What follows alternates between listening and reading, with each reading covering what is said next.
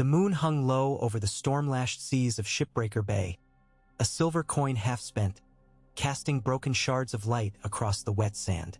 Beneath the looming black cliffs of Storm's End, fires fluttered like dying embers along two sprawling camps, one in Baratheon blue, the other in Baratheon gold.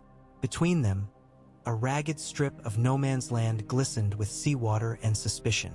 Yet on this night, it was neither sword's edge nor whispered prayer that mattered, but the quiet footfalls of Davos Seaworth guiding his king into the dark.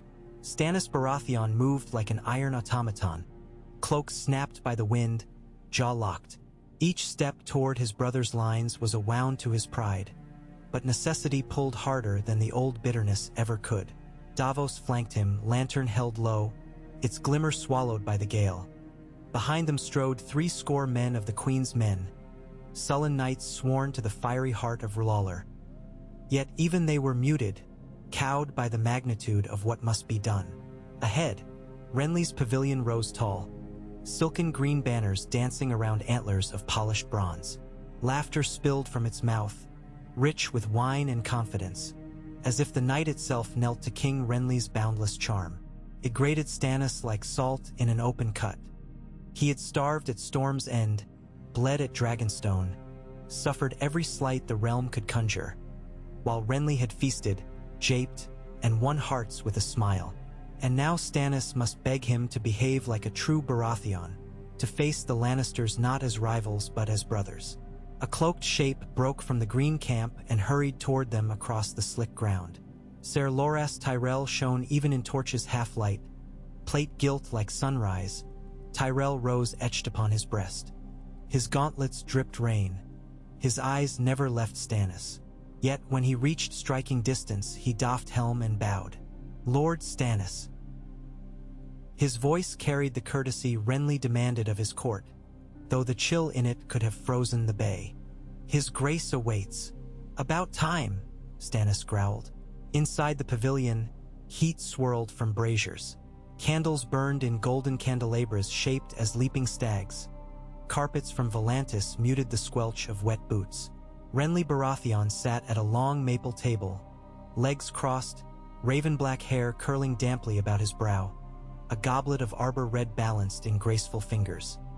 He looked every inch the merry monarch, until his green eyes found his elder brother. Then the levity fled and something harder surfaced. Silence swelled, broken only by rain-battering silk. At last Renly stood, pulled his cloak free, and strode forward. He halted 2 paces away from Stannis, near enough that the elder could see his own reflection in the polished silver of the stag antler brooch. "You asked for parley, brother," Renly said. "So here we are. Speak your piece." Davos edged aside as Stannis inhaled, chest straining his breastplate. "The Iron Throne is ours by right," he began, voice a rasp of taut rope. "Robert's sons are bastards of incest. The realm needs Baratheon steel and will have it. It could have that steel united or divided. I would see it united." Renly's brow arched. "United behind whom? Behind you, who would burn the 7 and drown us all in smoke. Or behind me, who is loved by every lord south of the neck." "Loved?" Stannis echoed, the word sour. "A king is not a jester to court applause, Renly. We are Baratheons. Ours is the fury. When dragons came, we broke their line at Summerhall.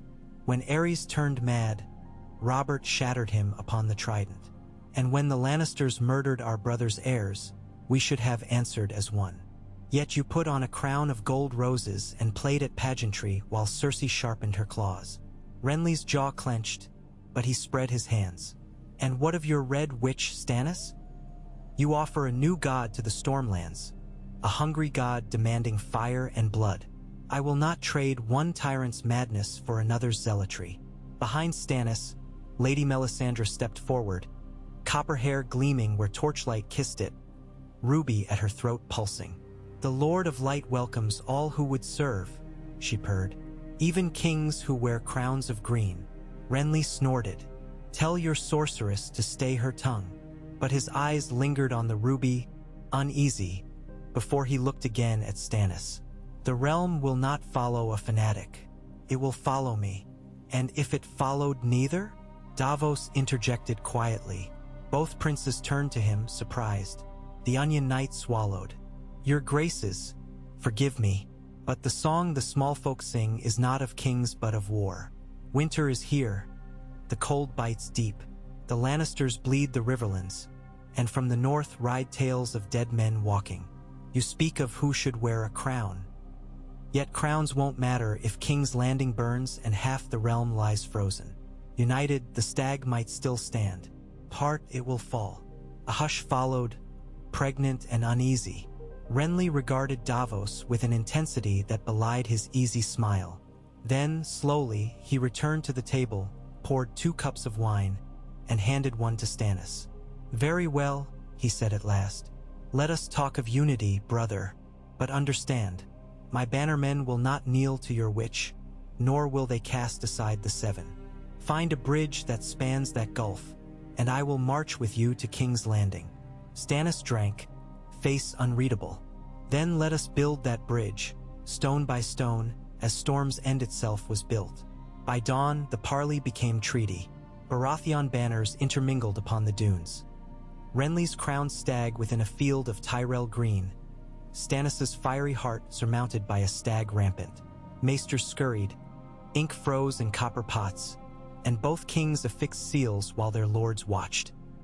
Brienne of Tarth glowered at Ser Geard Morrigan across a map of the Blackwater. Ser Loras argued battering ram placements with Ser Garland. Davos negotiated supply lines with Randall Tarley. It felt, to those who had prayed for this moment, as if a great fissure in the realm had miraculously closed. Yet beneath the surface old grudges stirred. The Queen's men eyed Renly's Rainbow Guard with disdain. Renly's squires mocked the red priests behind cupped hands. And in the dim hours after the seal was set, Melisandre stood upon the battlements of Storm's End, staring not east toward the sunrise, but west into deepening shadow. The night is dark and full of terrors, she whispered, ruby throbbing like a heartbeat, and unity alone cannot conjure dawn. As weeks unrolled, the 2 armies fused into a singular beast, footsore, quarrelsome, but formidable. 20,000 of Renly's Reachmen merged with 15,000 Stormlanders sworn to Stannis. Smiths at Haystack Hall forged new badges. Twin stags rampant over a blazing heart, ringed by antlers of green. Ships ferried grain from Highgarden. Blacksmiths in Tarth hammered round shields emblazoned with the Baratheon crown. Even the Red Wine fleet, enticed by Renly's charm and Brienne's solemn oath, crept north along the coast to join Stannis's ragtag galleys. On the field outside Bitterbridge, where meadowlarks once sang, the combined host drilled. Stannis rode the lines with grim satisfaction, inspecting pikes lengthened to break Lannister cavalry charges. Renly followed, offering jokes that filled the air with laughter. Together they were hammer and song, one relentless, the other resplendent. And the men began to believe. Melisandre watched from the hilltops each dusk, ruby glowing brighter as the host's campfires multiplied. She saw the tales whispered intense. A shade birthed in smoke and flame, Renly's doom foretold. Yet here Renly stood, alive, forging bonds of brotherhood. It gnawed at prophecy. What is dead may never die so long as the fires burn. She turned her gaze to the north and felt a cold wind blow, colder, perhaps, than any lord's petty feud. When the jackdaw leaves turned smoky red, ravens brought dire news. Tywin Lannister marched east from Harrenhal with 35,000 men, while King Joffrey's garrison swelled with sellswords fresh purchased by Lord Baelish. Across the narrow sea, rumor claimed Daenerys Targaryen had dragons. In the north, Robb Stark shattered Lannister columns at Oxcross. The realm trembled like glass beneath a smith's hammer. Stannis convened war council inside his brother's grand pavilion. A rough map of the Blackwater sprawled across the table, candles guttering atop driftwood stumps. "We strike before Tywin can reinforce," Stannis declared. "Our fleet will seal the mouth of the Blackwater. Our knights seize the King's Road, and our infantry push through the mud gate. With Renly's heavy horse at the vanguard, we break their line upon the city walls. Then I, the rightful king, shall sit the Iron Throne, and my brother shall rule beside me." Renly smirked. "A crown shared is a crown halved, brother. But have it your way. After, we'll host a tourney to celebrate. A Baratheon on the throne again. What better cause?" At that, Ser Davos cleared his throat. "The Blackwater is more than tide and mud, my lords. The wildfire stores. Old wives' tales," said Ser Loras, waving him off. "The Alchemists' Guild boasts, but they have scant jars and fewer wits. Even a handful could scald half a fleet," Davos persisted. "I've smuggled stranger cargo than rumors.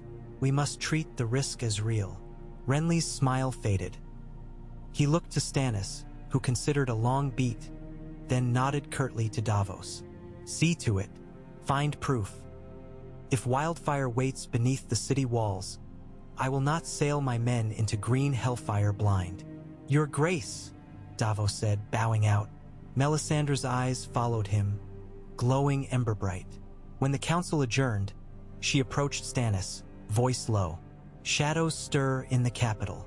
Wildfire will burn, yes, but truer flames lie within men's hearts, and hearts may be snuffed out by a single whisper of darkness." Stannis met her gaze with weary steel. "No more talk of shadows, my lady. I have chosen another path. Even paths paved in light end in night without the Lord's favor." He turned from her, unwilling to answer. King's Road dust rose beneath the hooves of 2,500 Baratheon knights, each in plate freshly polished, each brandishing the crown stag standard. At their front rode Renly, antler helm gleaming like dawn, serpentine grin carved on his lips. Beside him, Brienne bore his banner. Ser Garland, the copper warrior, rode on the flank. Down the column marched Stormlanders gripping pikes, Reachmen archers with yew bows, and at the rear rumbled the siege line, great rams of oak-bound iron, trebuchets of pine, towers of summer rob. Above, circling gulls shrieked, heralding war. Ahead, the Blackwater rush snaked, murky and wide. King's Landing's dusty red walls thrust up beyond, squat beneath the sprawling red keep. From afar it appeared serene, almost beautiful beneath autumn haze. Closer, the stench of tanneries and middens stained the wind. On the south bank opposite the Mudgate, Stannis' fleet assembled. Onion-hulled cogs, Stormlander galleys, red wine dramens with carved grapes, and sleek Lyseni hires bristling with scorpions. Sailcloth snapped. Drums thundered. Sailors from the stepstones sang in brazen Valyrian, drowning out the murmured prayers of Queen's men. Renly dismounted and clapped Stannis on the shoulder. "For once, dear brother, you command a force worthy of song. Let us make it a melody the realm sings for 1,000 years." Stannis' expression barely shifted. "Save your breath for battle."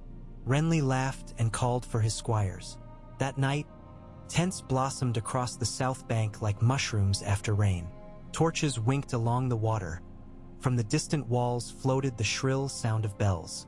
Inside the royal command tent, an amalgam of green silk and red canvas, the Baratheon brothers dined on hard bread and salt beef, poring over scouts' reports while Ser Courtenay Penrose scratched corrections onto parchment. Plans ossified.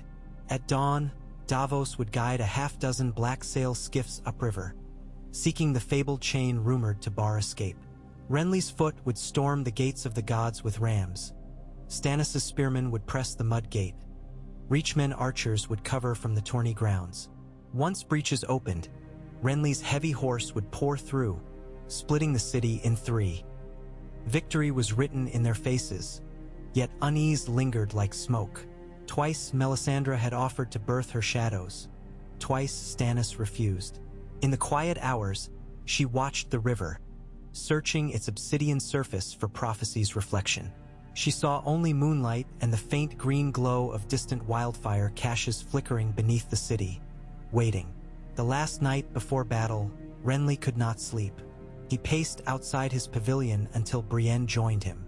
"If we win," he mused, "the realm might finally know peace. Cities rebuilt, harvests shipped north, perhaps even dragons tamed to our cause, should rumor prove true." Brienne's blue eyes caught the starlight. "And if we lose?" Then at least we lose together, as brothers should have from the start." His smile softened.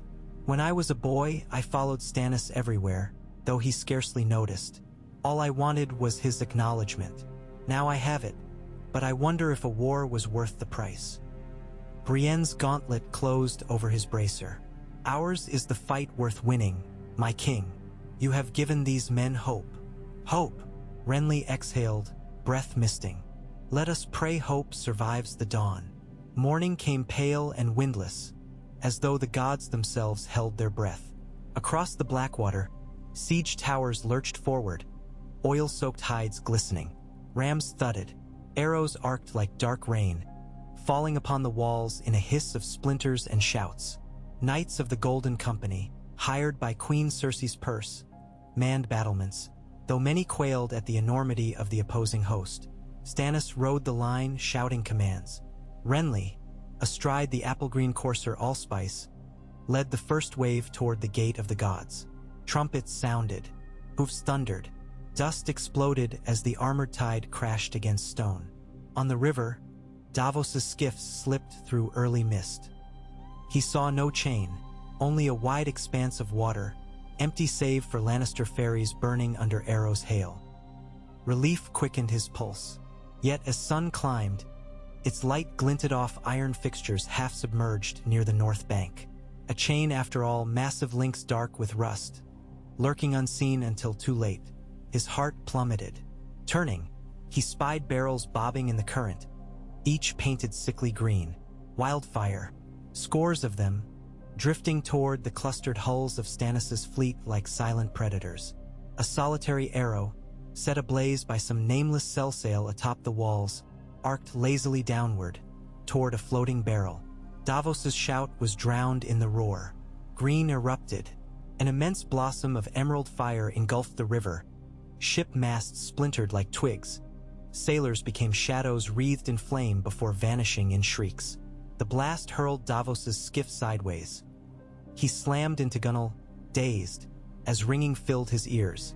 When he rose, half the fleet was a maelstrom of burning pitch and twisted timbers. On land, men looked up, horror smearing hope.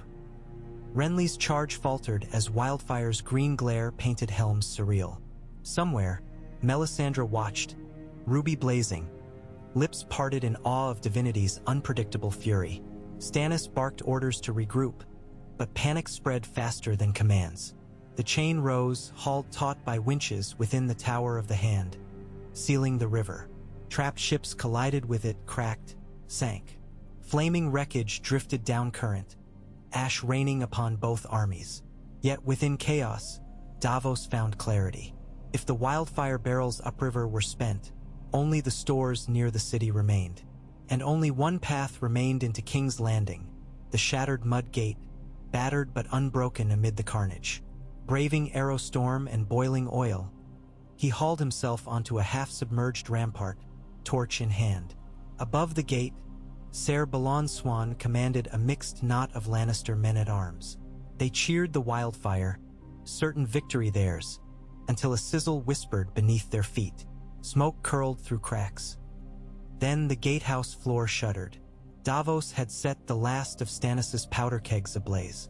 The explosion cracked the mud gate like a rotten tooth. Stone vomited outward. Defenders tumbled, screaming. Before dust settled, Renly's vanguard surged forward. Brienne, roaring, led the first over mangled corpses. Behind, Stormlander pikemen planted spears into gaps, opening a corridor. Renly followed, antler helm lost, hair whipped with blood. He carved through Sel's words like wind through wheat, laughter gone, eyes aflame. Stannis pushed men on, voice hoarse. "For Robert, for the realm." And the realm answered. Queen's men fought beside Tyrell halberdiers, onion knights with rose-sigilled bowmen. They pressed into King's Landing while Wildfire still raged upon the river, and smoke turned day to grim twilight. Small folk fled, trampled by clashing knights. Bells tolled madly. In the chaos, Cersei Lannister herded Tommen toward Maegor's holdfast. Joffrey quailed, abandoning his post upon the battlements and scampering after his mother, gold cloak flapping like a frightened bird. Their desertion shattered defender morale. When the Red Keep's gates closed, many Lannister men threw down arms, pleading quarter. Yet still the fighting dragged. Atop Aegon's high hill, gold cloaks turned cloaks of red over the injured, shedding loyalties faster than banners burned. It was here, beneath the ramp of the Great September of Baelor, that Renly and Stannis finally stood shoulder to shoulder against Ser Boros Blunt and the dwindling Kingsguard. Renly took a shallow cut across the cheek. Stannis's pauldron bore a dent from Meryn Trant's Morning Star. But together they held, and when Ser Boros yielded, the city's heart yielded with him. Trumpets blared. Davos, smeared with soot, staggered into the square, flanked by charred survivors. He saw the Baratheon brothers clasp forearms amid broken marble and falling ash, and felt a surge of something like faith. Night fell upon victory. Fires still smoldered in Flea Bottom, but the worst of the blaze was contained. The Blackwater reeked of burnt flesh and tar. Yet within the Red Keep, the Iron Throne waited. Stannis entered first, mail clinking in the haunted stillness. Torchlight danced off blades forged into the ancient seat. The sword points seemed to grasp for his blood. Renly followed, helm under arm, weary but erect. Stannis approached the throne, rested calloused fingers upon a twisted blade, and turned. "I would have you sit with me, brother. 2 stags, 1 throne, yet the same heart for the realm." Renly exhaled. "A single king, Stannis. The realm can stomach no councils of equals. You are elder and by rights Robert's heir. I acknowledge that." He knelt, armor clanking, antler helm brushing marble. "But remember, hearts win what swords cannot. Rule justly, and these 7 kingdoms might heal." Stannis placed a gauntlet hand upon his brother's shoulder, silent acknowledgement of debts both owed and forgiven. Then he sat, iron scraped steel pricking his thigh, a reminder of what rule costs. Melisandre stepped forth, ruby glowing fierce, yet Stannis raised a hand. "No fires tonight," he murmured. "Let the realm see dawn with its own eyes." Outside the city, Tywin Lannister's host had halted upon news of the wildfire disaster. Scouts brought tales of double-stag banners atop the Red Keep, of Joffrey fled to Casterly Rock, of Cersei besieged in Maegor's Holdfast. In his war tent, Tywin clenched teeth until jaw trembled. The game had changed overnight. Baratheon unity, once an improbable rumor, now ruled the capital. He would not march on King's Landing yet. Instead, he turned north to break the young wolf before a Baratheon crown and Stark wolf joined next. War had grown Hydra heads. Tywin meant to sever them one by one. But as he marched, ravens flew from the Eyrie, from Riverrun, from Sunspear. Lords both great and petty read the wax-sealed letters and weighed new alliances. Some saw in Stannis a stern father for a realm of squabbling children. Others saw in Renly the smile that could soothe old wounds. Few, however, doubted that together the Baratheon brothers had changed the very course of history. In Dragonstone's stone egg chambers, Melisandre of Asshai knelt before her night fire and cast powders that made the flames leap blue. Within the flicker, she saw shadows. A silver-gold girl among dragons, a boy crowned in the north, a king on a throne of swords with a brother beside him. But behind them towered darkness alive with unliving eyes. She whispered prayers older than language, pleading for light to hold against the night, and the ruby at her throat answered, pulsing like a dying star. For though the stag had united, the long winter had only just begun. Weeks slipped into months. King Stannis I Baratheon held councils in the Tower of the Hand. Renly seated at his right, Ser Davos elevated to Lord of the Blackwater for valor. Grain flowed from the Reach into starving streets. Bridges were rebuilt. The faith militant, placated by Renly's promise to restore their privileges, kept peace among sparring sections.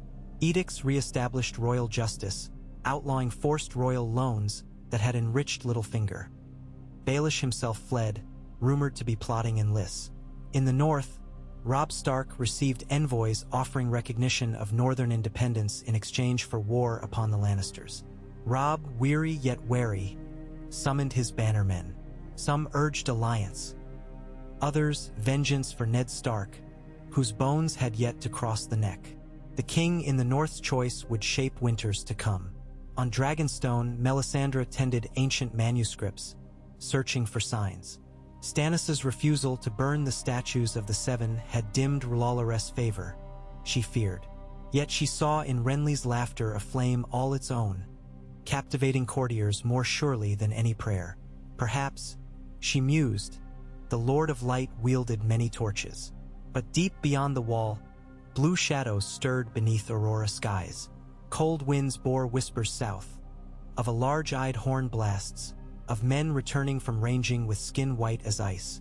And one autumn dusk, as ravens swirled over the red keep, a single feather of snow drifted upon the throne room's ancient floor. King Stannis watched it melt upon his mailed hand, mind turning northward.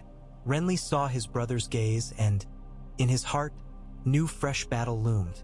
One crowns and wildfire would not win. Yet for now, against the backdrop of crumbled walls and mending hearts, two brothers stood united. Their shadows stretched long across the hall, cast by torches newly lit, merging into one upon the Iron Throne. Proof that even in Westeros, sometimes fury could yield to fellowship, and the darkest waters could still reflect the dawn.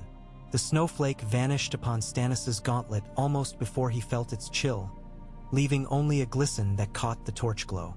For a breath he remained motionless on the steps of the Tower of the Hand, eyes fixed on the tiny droplet as though its existence were a cipher the gods expected him to solve. Then the door behind him creaked and the droplet slid away, lost amid thousand older stains of rain, sweat, and wildfire smoke. Renly emerged, cloak of deep green slung carelessly across one shoulder, the other shoulder bare save for a leather jerkin dashed with dried blood and gilt in places where sword edge had kissed but not bitten. He leaned against the lintel, watching his brother's profile. "You gave the order to ration wood," Renly said at length. "Half the city freezes already. Half the city starved under the Lannisters," Stannis answered without turning. "They will survive the cold." Renly's breath puffed white. "There is surviving and there is living. Men who merely survive grow soon to resent their savior." Stannis snorted. "When have you grown a taste for hard policy? You were the stag who skipped on painted meadows." "I spent a summer learning gardens bloom only after the dung is carted away," Renly replied. "And I have been knee-deep in dung since we took the city." He pushed from the door, stepped beside Stannis, and together they looked down the wide marble steps to the courtyard below. Lanterns bobbed like golden beetles around scaffolds where masons patched shell-scarred walls. Farther out, Flea Bottom lay hushed beneath its thin white dusting, as if the snow had come solely to mask the city's sins. "I ask a small mercy. Let us loosen the ration for bakers, so they may keep their ovens glowing through the night. The smell of bread will do more for morale than 1,000 sermons." Stannis' jaw flexed. "Bread costs flour. Do you know our granaries? I know what Tyrell wagons bring each dawn."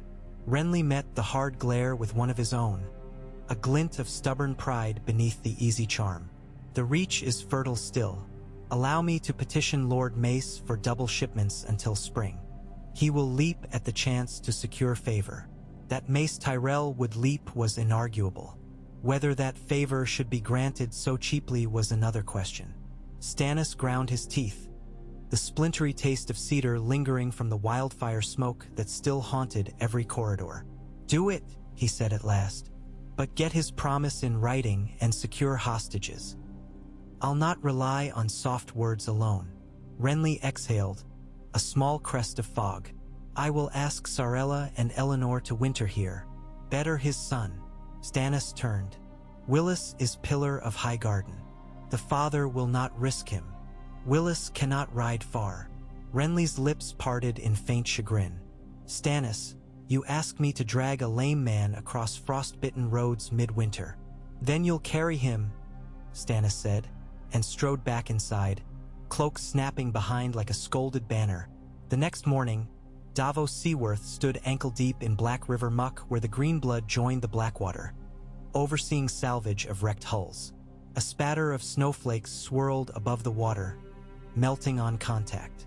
Men cursed as they hauled charred spars ashore to strip nails and salvage planking. The smell of tar still mingled with rot, a scent Davos feared he might take to his grave.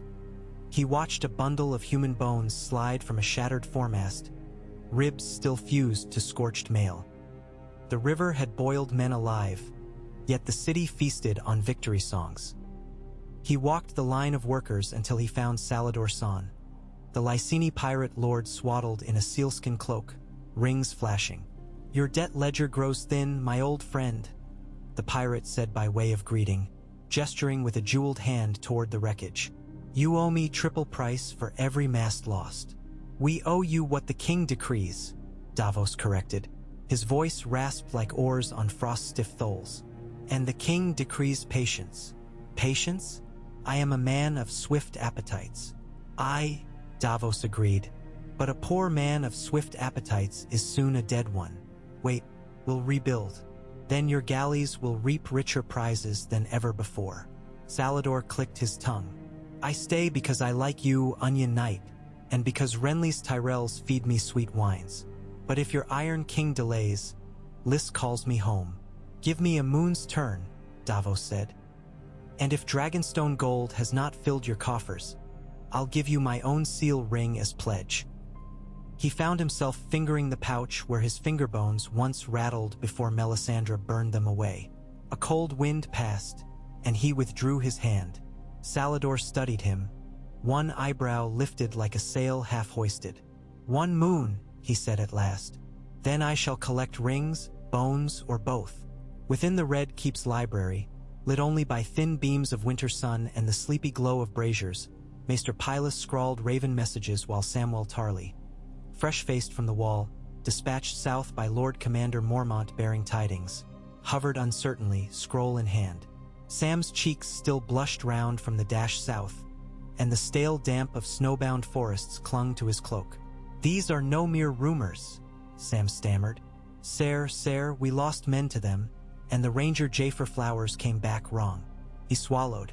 "Whatever strength the wall once had, it dwindles by the hour." Pylus dipped his quill. "King Stannis must weigh such claims carefully. Southern lords will call tales of dead men fancy." "I have dragonglass," Sam blurted. "Knives and arrowheads. They shatter the others. I saw it." He laid the pouch on the table. Black, oily shards spilled across vellum. Maester Pylus's eyes narrowed, and he selected one with silver tongs, setting it under a lens. "Obsidian." "Dragonglasses," Sam insisted. "The old god's weapon." Behind him, Shireen Baratheon's shadow flitted past the archway, grayscale-scarred hand hovering over a stack of legends older than Valyria. The girl loved strange tales. Sam half expected her to burst forth with questions. Instead, she lingered, silent, listening. Pylus sealed a parchment. "His Grace will want to hear." He gestured Sam toward the door. "Go on. Davos Seaworth holds audience this afternoon. Show him." Sam hesitated, then gathered the shards. "Thank you." As the door closed, Shireen slipped into the library proper, eyes luminous. The prince that was promised, the queen that was foretold.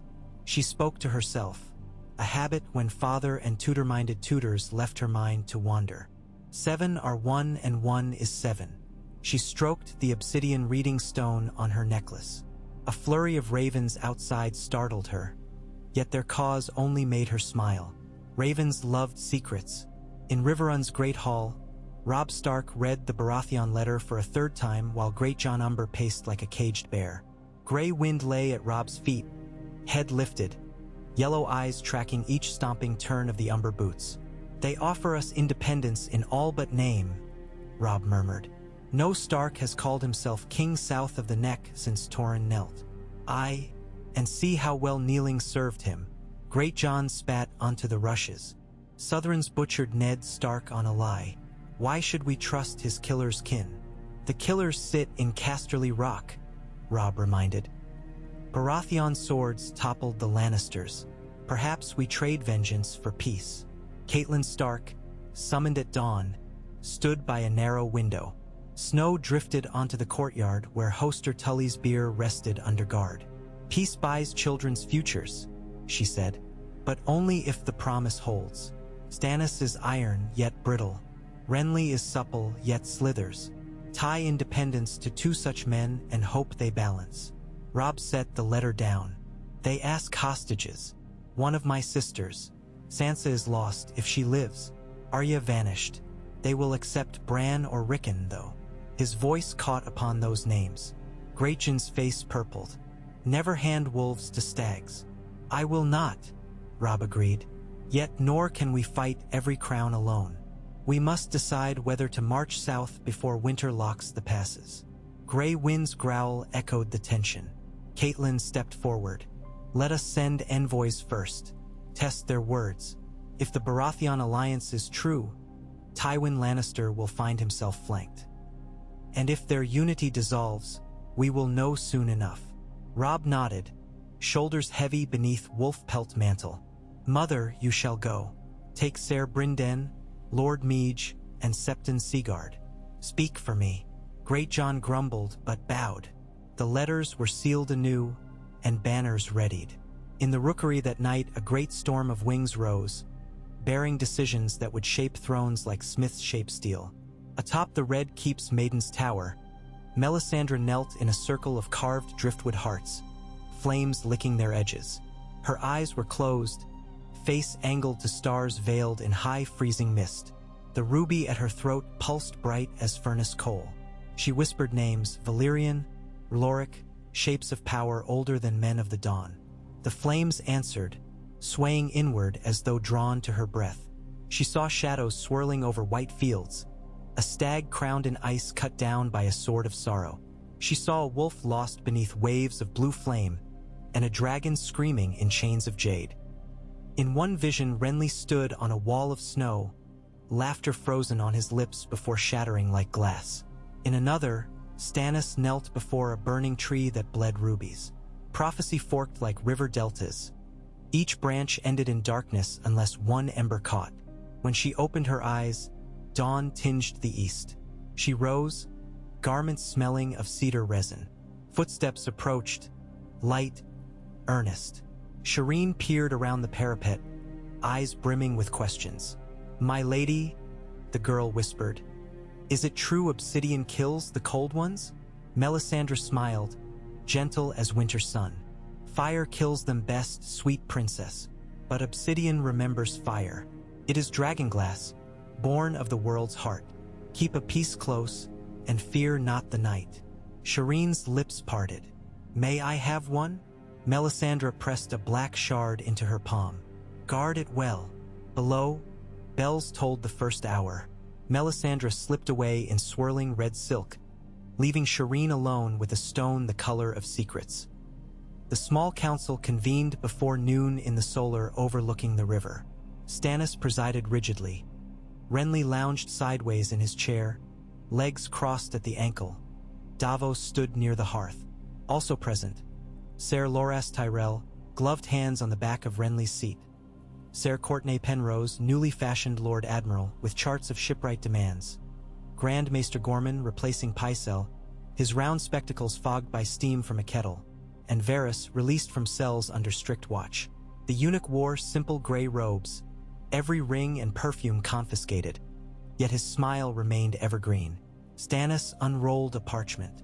News from Riverrun. The king in the north will send envoys under a peace banner.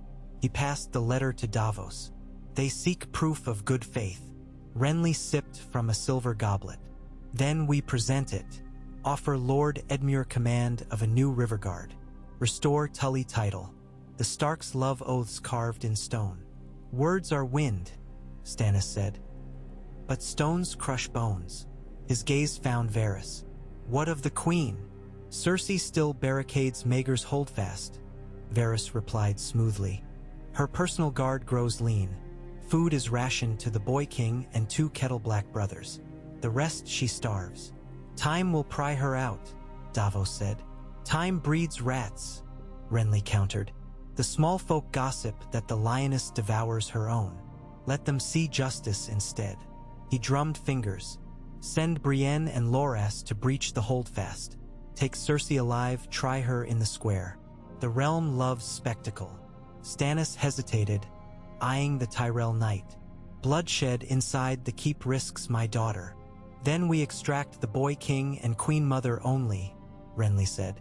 The child may yet serve as hostage in case the rock bears its fangs. Tom Joffrey, Grand Maester Gorman stammered, pushing glasses. His grace retains, some claim. Bastard of incest, Stannis snapped. His claim is ashes. He studied the map. Renly, take command of the extraction. No wildfire near Magers. The stores were cleared, but still, Renly's grin flashed. As you command, elder brother. 2 days later, dawn painted the sky waxy blue when Brienne scaled a postern using a rope of braided silk, her mailed fingers numb with frost. Behind her followed Ser Loras, all grace despite plate. They crept along silent corridors, past alcoves where lion mosaics sneered. Moonlight through arrow slits striped their path. In the nursery hallway they met resistance. Ser Osmond Kettleblack, sword half-drawn. Brienne raised a gauntlet, whispering, "In the king's name, submit." Osmond smirked. "Who's king?" The sword slid free. Loras came on like sunlight, parry thrust riposte in a blur. Steel rang, sparks kissed tapestries. Brienne circled, shield ready. Osmond feinted, kicked a fallen stool, tried to weave between them. Too late. Loras's blade pierced chain at the shoulder, slid clean through scapula. The man gasped, knees buckling. Brienne caught him, eased him down, whispered a prayer to the seven for the man who had mocked them. Beyond the door, a child whimpered. She sheathed Oathkeeper, nudged door ajar. Tommen Baratheon lay shivering under thick blankets, Ser Meryn standing over him white-faced. The Kingsguard's sword rattled against marble. Brienne raised a finger to her lips. No harm. She crossed the room, set a gentle hand on the boy's hair. "We'll take you to your uncle's." Meryn's eyes shifted between her and Loras. Finally he knelt, sword clattering. "I swore to protect the princes." "Protect him still," Loras said, voice soft. "Just to another throne." Cersei's capture proved simpler. Cornered in her solar with one remaining guard, she hurled a wine jug, shattering on Loras's pauldron, splashing red across gold. "You think you've won?" she hissed as Brienne clasped irons about her wrists. "Stags are prey for lions." "Not this night," Brienne answered. They marched the prisoners through moon-streaked corridors to the courtyard, where Renly awaited on horseback, antler helm shadowing his eyes. Cersei spat at him. The glob froze before hitting ground. Tommen wept, clutching Ser Meryn's hand. Renly raised a lantern. "Bind her," he said to the guards. "Wrap the boy in furs. He rides with me." Cersei's shrieks chased them through the gate, echoing against frost-silvered stones. By the time Renly returned to the throne room, Stannis was awake, pacing beneath stained glass. The sight of Cersei in shackles drew no gloat from him. He merely nodded. "Well done." To Tommen he stooped, expression softening. "You're safe now." The boy's tear-streaked cheeks trembled. "Where's my mother? Where's Ser Uncle Jaime?" "Ser Jaime rides at war," Stannis said. "Your mother faces judgment." He lifted the boy's chin. "Listen to me. You bear no blame.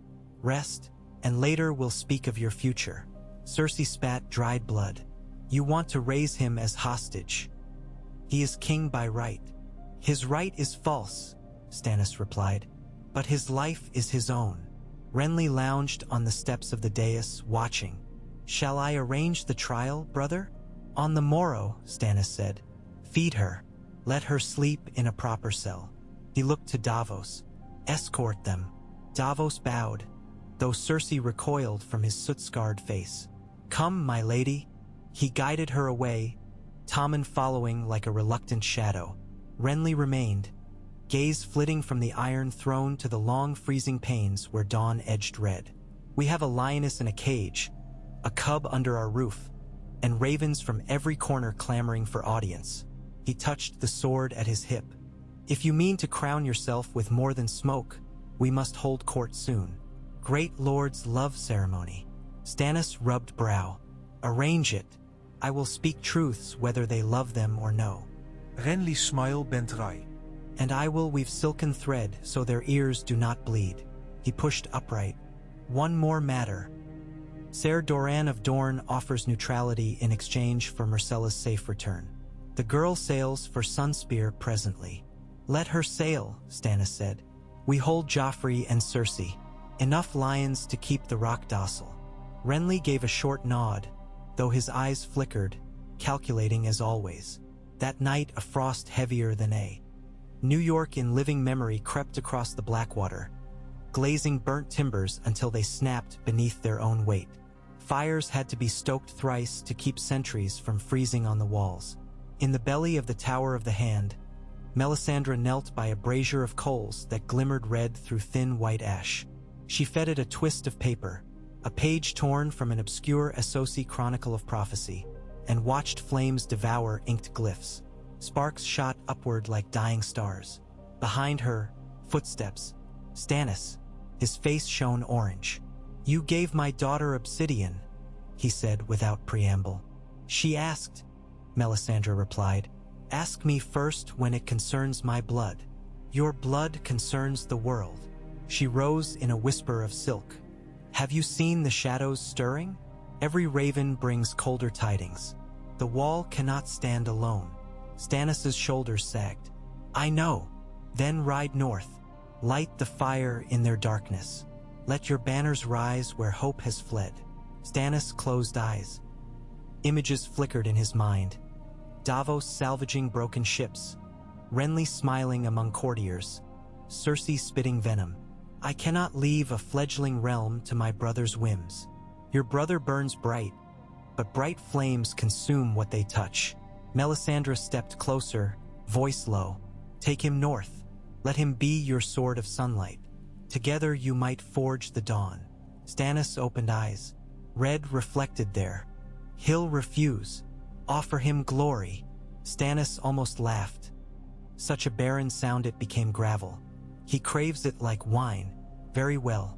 I will speak to him when the northern envoys arrive. If they bear true word of this threat, we ride.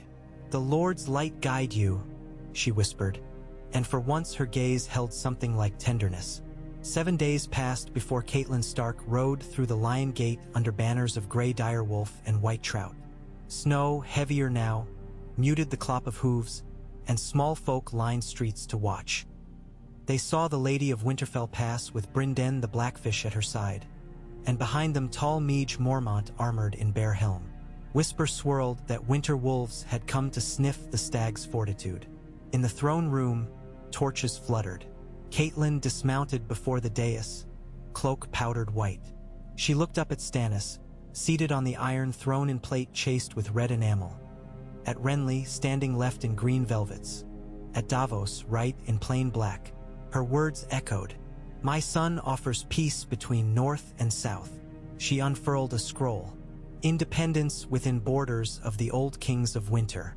Non-aggression, mutual aid against Lannister aggression. In return, he acknowledges your rule south of Moat Cailin. Stannis accepted, reading swift. He seeks formal recognition, yet offers only neutrality? Catelyn lifted chin. He offers loyalty of friendship. And the North's grain stores come spring. Renly laughed. Friendship is fine coin, but coin buys little steel. Catelyn's gaze cut him. The North forges its own steel. Enough, Stannis said. He looked at Davos, then at Melisandre lurking in shadow of a column. Lady Stark, what do you know of the dead who walk? Silence fell heavy. Catelyn's lips parted. I have heard only rumors. My younger boys dreamed such things. Your younger boys dream true, Stannis said. He spoke of Sam's dragonglass, of ravens bearing reports from Queen's Crown, of wildlings massing before an ice-blue foe. As he spoke, Renly's smile faded. Nights shifted uncomfortably. Catelyn's face tightened in alarm. If the North will march with me beyond the wall, Stannis concluded, I will grant Robb your independence. title and all sworn to join at need against the darkness. Catelyn's breath plumed white. He will want your oath in writing, and a southern host to guard his rear, Great John Umber muttered behind her. I will leave renowned knights to hold Moat Cailin and the Neck, Stannis said. Men loyal to the crown, sworn not to cross your border save to face Lannisters. Renly spoke softly. Brother, you mean to ride north? Winter's footpads pick bones on roads there. Stannis's voice did not waver. I mean to defend the realm. The Iron Throne was never a chair for sitting idle. Renly's eyes shone with strange light. Admiration, perhaps, or envy. Then let it be sung, he said. The brothers Baratheon will carve their legend in snow and ice. Within a se'nnight preparations filled the city. Blacksmiths reforged lighter mail, sealed joints against frost. Septons blessed carts of salted hares and dried cod. Renly refitted his rainbow guard for winter travel, adding Ser Parman Crane and Ser Emyn Cuey, colors bright even under white cloaks of hair fur. He also commissioned new banners. 2 stags rampant on either flank of a white-eyed direwolf, antlers intertwined. When Davos saw them, he raised a brow. Marketing, Renly said with a wink. Ships not burned at Blackwater were caulked and loaded. Galleys would carry the host to Gulltown, then overland through the Bight, hugging coasts where roads remained passable. Tyrell grain barges accompanied, their holds stacked waist-high with barley and oat. The night before departure, Stannis walked the walls in silent inspection. Renly joined, breath frosting. Below, river ice groaned. The last time we marched together, Renly mused, we besieged a city and won a throne. Let us hope snow is kinder than wildfire. Snow kills slower, Stannis said. My point exactly. Renly leaned elbows on parapet. If I fall off my horse into a drift, dig me out before I freeze? Stannis's mouth twisted. I'll think on it. Renly laughed, then sobered. When we ride, the capital remains in my absence. I leave Ser Garland to govern with Davos. They balance stern and sweet. But Cersei, do not underestimate the lioness in chains. I won't, Stannis said. They stood together until the moon waxed full and the river cracked loud as thunder, sending shards of ice drifting like broken shields. Somewhere below, a wolf howled, distant, yet near enough to drift across frozen water. Renly shivered. Stannis listened, head cocked, as though that note carried an omen only he could parse. When dawn came, trumpets sounded. The Baratheon host filed through Lion Gate in columns of 3. Davos led the first ships downriver, masts white with hoarfrost. On the Iron Throne sat Shireen for a heartbeat, only long enough for her maids to giggle before escorting her to lessons. Grand Maester Gorman drafted charters of regency. In the skies above, ravens wheeled, startled from rookery as thousands of men cheered. And in one high window of Maegor's holdfast, Cersei Lannister watched with narrowed eyes, fingertips bloodless where they pressed the stone. She saw 2 crowned brothers ride side by side, hoofs striking sparks upon frozen cobbles, banners streaming. The wind carried Renly's laughter faint as memory. Stannis remained silent, gaze fixed north. Cersei drew a slow breath. Fire might have failed her, chains might bind her, but poison traveled where armies could not. North they rode. The rush of time became a blur of white fields, bare orchards etched against gray sky, hamlets half-buried, snow-stiffened creeks. On the King's Road small folk knelt by ditches, offering roots and thin broth in earthen bowls. Renly stopped to taste every dish, praising the cooks, bribing children with Tyrell honeycakes he carried in saddlebags. Stannis paid in coin and silence. Still, some smiled to see both stags. For a moment the realm seemed whole again. At the Trident they crossed on barges while the river roared black between jagged ice floes. Memory of Robert's war hovered there. Renly raised his spear in salute. Stannis said nothing. North of Harrenhal they met Lord Roose Bolton's outriders bearing news. Tywin Lannister had turned west, crossing the God's Eye to relieve Golden Tooth under siege by Stark outriders. Robb Stark pressed the rear, harrying supply. The war in the Riverlands had become a dance of wolves and lions with the stag's attention absent. Stannis listened, brow furrowed. "Send ravens," he told Davos. "Offer Bolton garrisons for Moat Cailin once we join with Robb. The Dreadfort's alliance cannot waver." Bolton's man left swift as wind. Renly eyed his brother. "You trust the Leech Lord?" "I trust necessity," Stannis said. Night fell. They camped amid ruins of an old sept shorn of its roof. Fires crackled. Melisandre passed among them handing flasks of pepper wine. Soldiers accepted gratefully, muttering she was half witch, half angel. Renly played at dice with his rainbow guard, laughter scattering ravens from skeletal rafters. Stannis studied maps until Davos forced him to eat salted hare. Hours later, Davos found Stannis standing alone outside camp, breath clouding. "Your Grace." Stannis's eyes reflected starlight. "I've been thinking on the prophecy. The one about Azor Ahai?" "Aye," Stannis exhaled. "Melisandre believes I am chosen. Yet if I fall, perhaps it is Renly. She speaks of kings forged in flame, but winter's steel breaks fire." He rubbed calloused palms. "When we reach the wall, I will put him to the test as well." Davos's mouth felt dry. "Renly is no man of visions. He leads with heart. Sometimes heart wins wars," Stannis admitted, a grudging concession. "Pray it wins this one." At Winterfell, the horns sounded before dawn. Bran Stark, high in the rookery, watched torches glint far off in the south, an unending line of lights across white-blanketed hills. He could hardly comprehend the size. Hodder carried him to the yard where Ser Roderick Castle marshaled garrison men, though snow clogged the yard ankle-deep. The kings arrived before noon. Renly dazzled the keep like some southern sun. He dismounted swinging, tossed a sack of oranges to maids. Stannis descended stiffly, nodded to Bran with awkward respect. In the great hall, bannermen of north and south met beneath carved direwolves. Steam rose from bowls of venison stew. Ale sloshed. Stannis set forth his plan.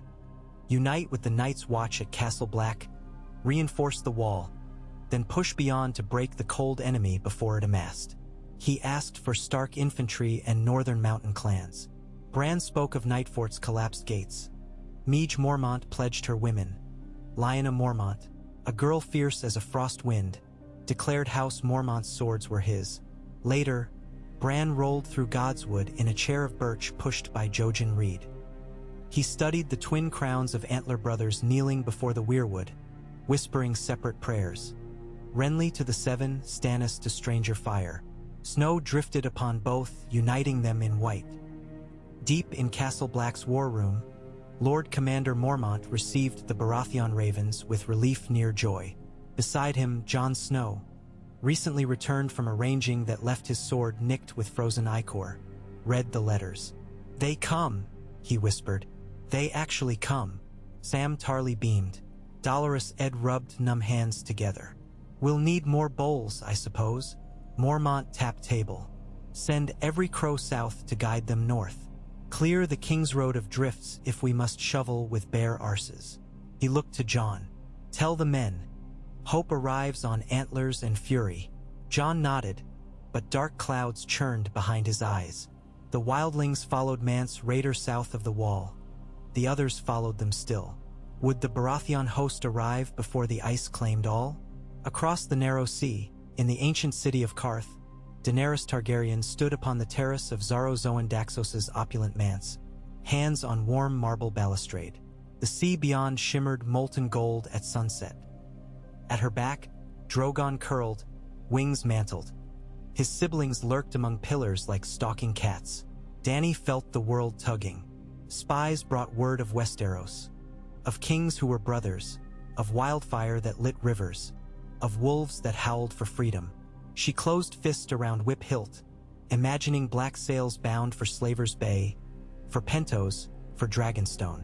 "I will take what is mine," she whispered to the dusk. The dragons hissed assent, and far away in King's Landing, the pits beneath the Red Keep trembled with echo, though no ear heard. When the Baratheon host finally reached the wall, Winter had tightened its grip so fiercely that men spoke of seeing breath freeze midair like ghosts. Wind scoured faces raw.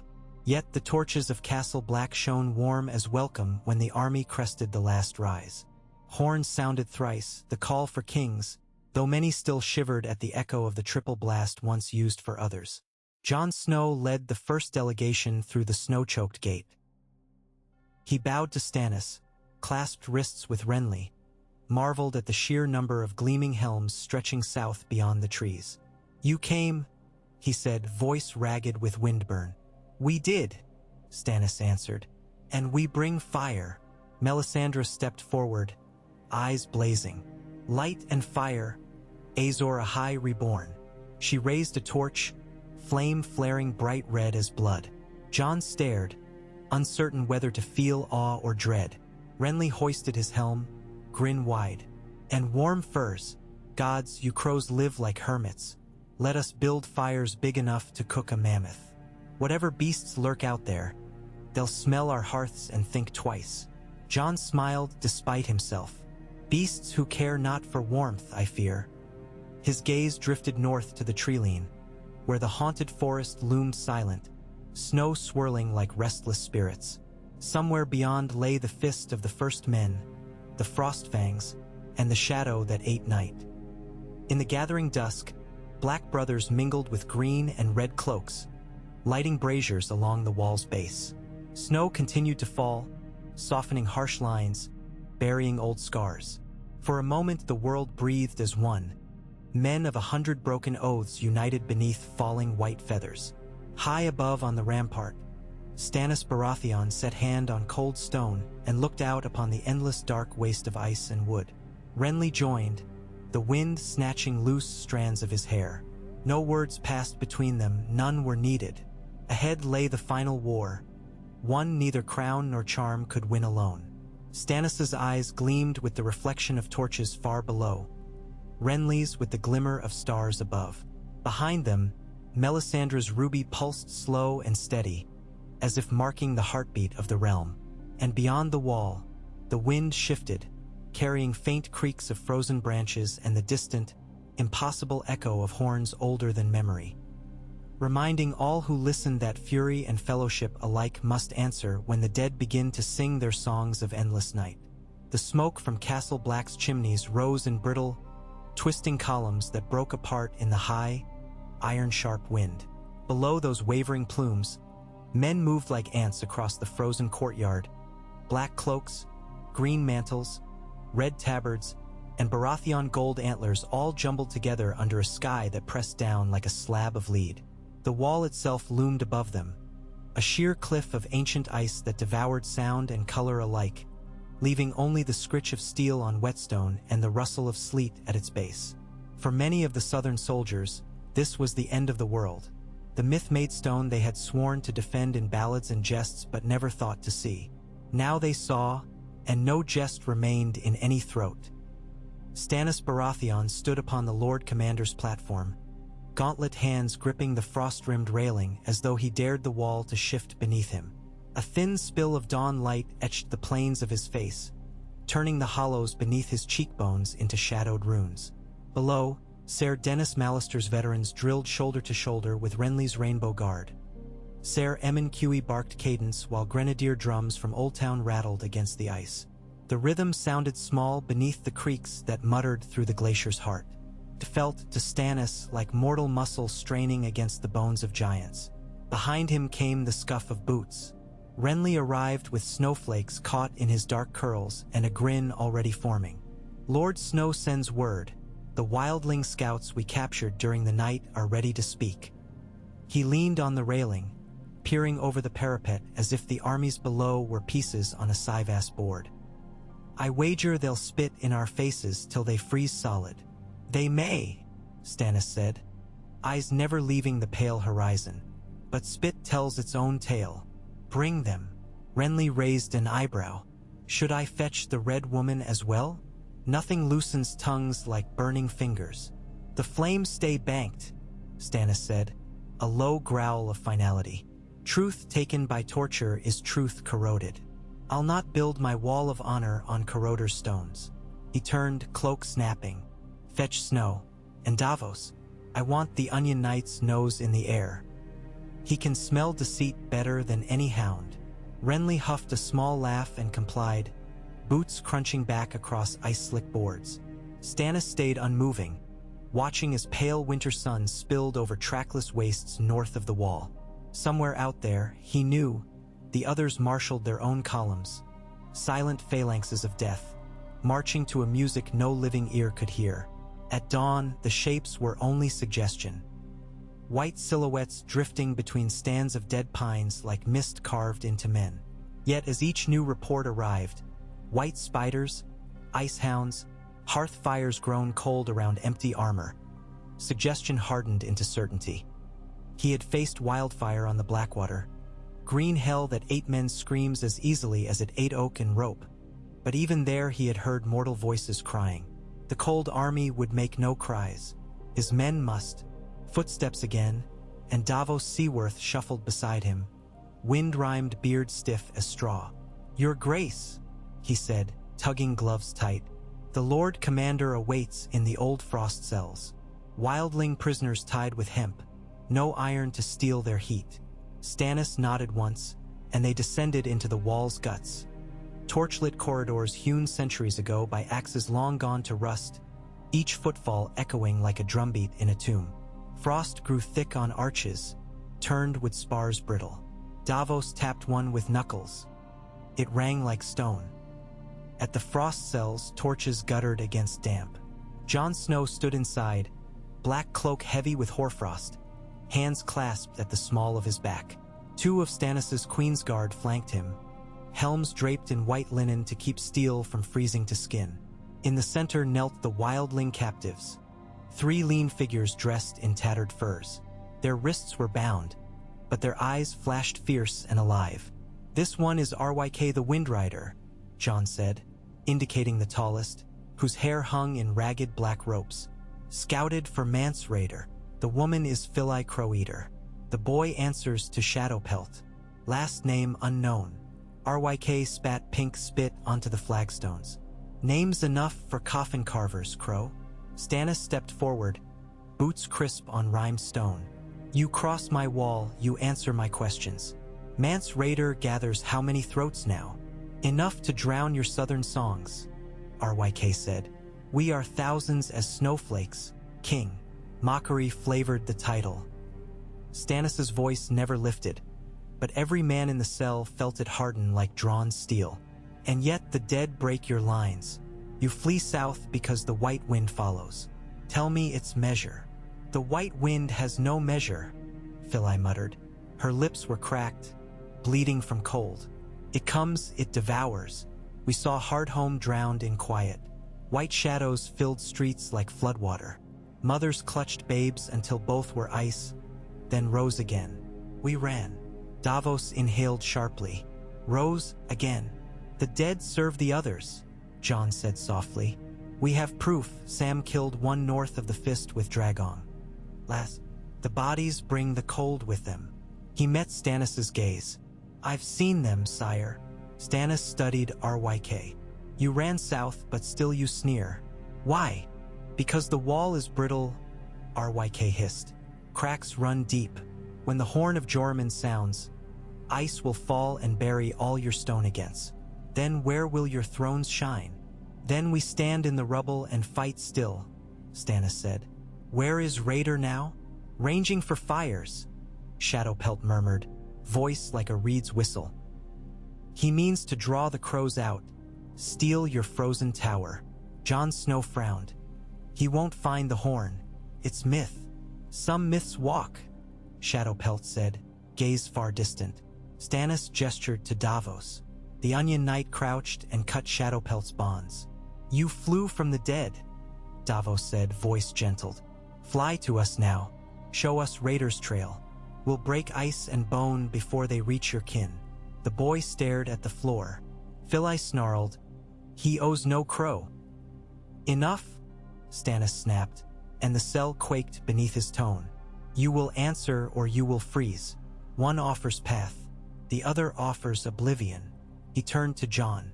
Chain them in the yard near the stock fires when sun sets. Let them feel heat of comrades. Watch our forges birth obsidian arrowheads. Some hearts thaw near fire. "Aye, your grace," Jon said. He signaled guards. As they left, RYK growled after Stannis. "Even fire dies." But Stannis did not look back. That afternoon, Renly convened council in the shield hall, its lofty rafters sweating where braziers fought off frost. Lords of 3 realms clustered in furs, Lord Gorman Tyrell wrapped in lynx, Ser Roderick Castle marching under Winterfell's grey pelt, Bowen Marsh stiff in plain boiled leather, Melisandre in crimson silk that seemed to ripple with its own internal warmth. On a long oak table lay a splayed deer hide, inked with a rough map of northern forests. Stones marked positions. Black chips for Night's Watch, green for free folk, clear crystal shards for other sightings, their glassy facets catching lamplight like ice. Renly rapped the hilt of his dirk against the table. "Mance Raider's host sits here." He tapped a cluster of green stones at the Milkwater. "And here along the gorge, our scouts count 30,000 at minimum, but winter thins them daily. If we punch through their flank before spring, they'll splinter.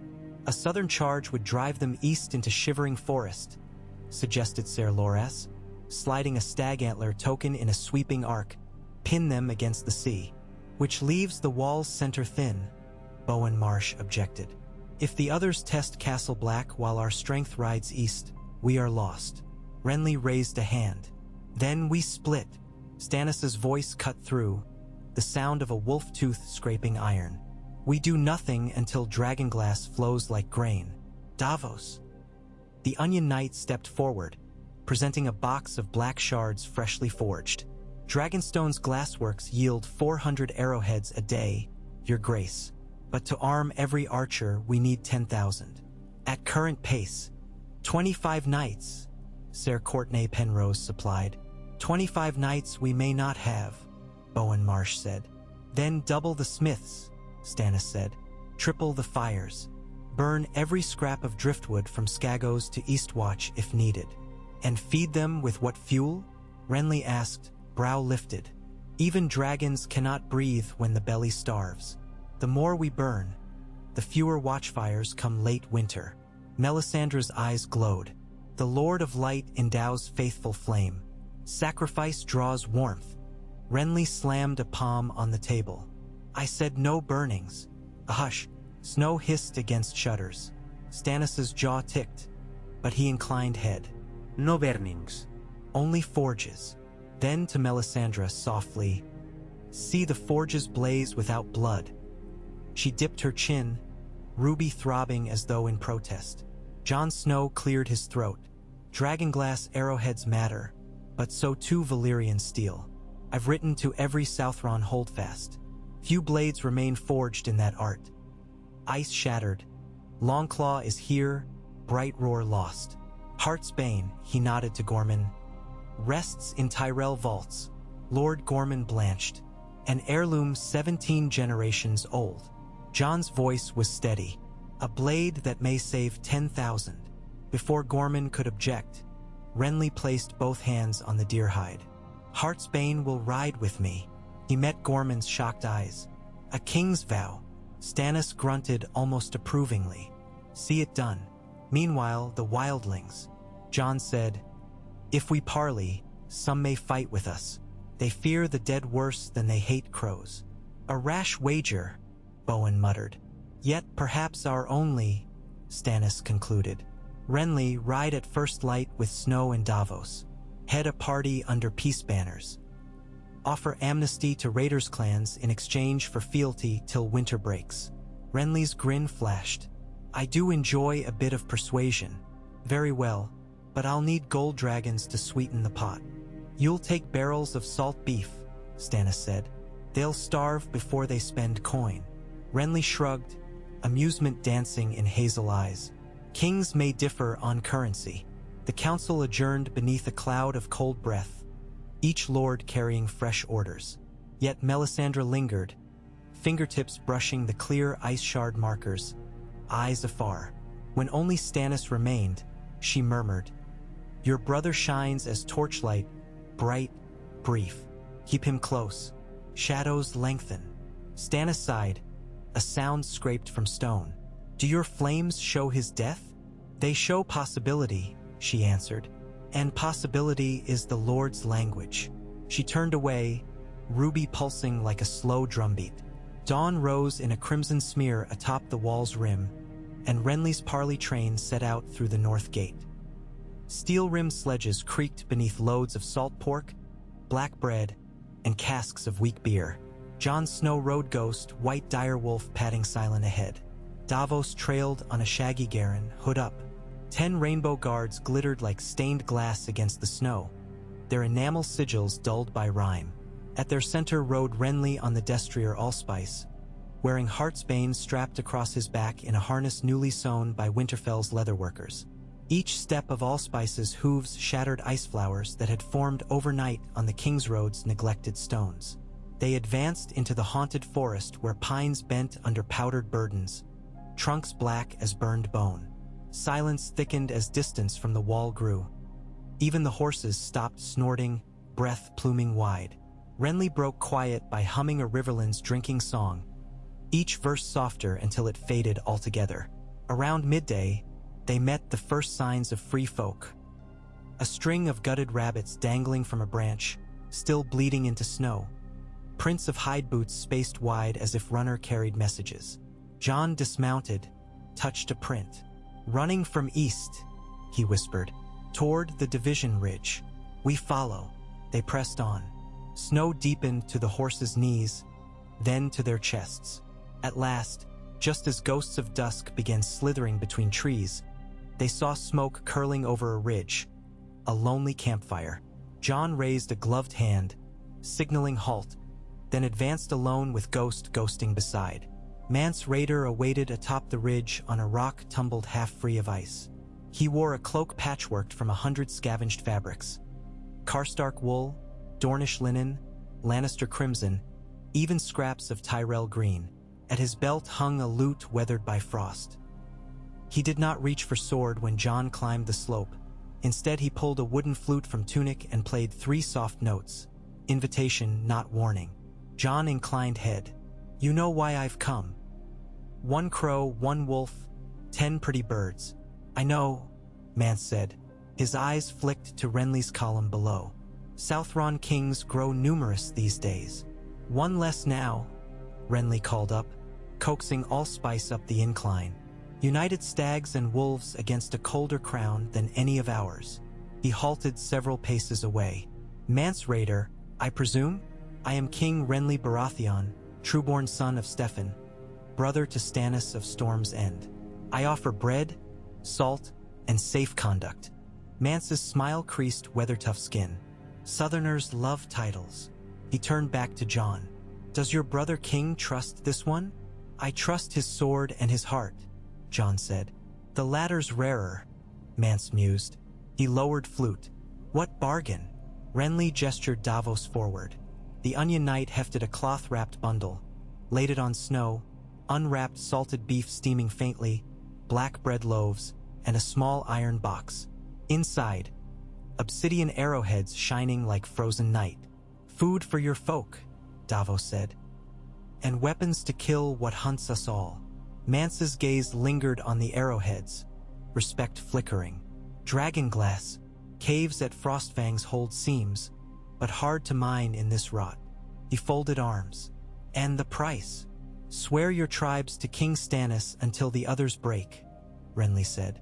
Furnish 1,000 spears for the vanguard. Tell us the dead's paths. Afterward, you cross the wall free, settle new gift under watch. No kneeling, no chance. A stir ran through wildling pickets halfway down the ridge. 3 dozen watchers blended among trees, bows strung. Mance lifted chin, calling in old tongue. They answered with guttural buzz. He faced Renly. Many of my folk would take this pact. Many would not. I'll not break them to your king's will. Renly shrugged. Break them or bury them. Winter cares little. Mance chuckled. True, yet Southrons forgot how to share snow. He closed box of dragonglass.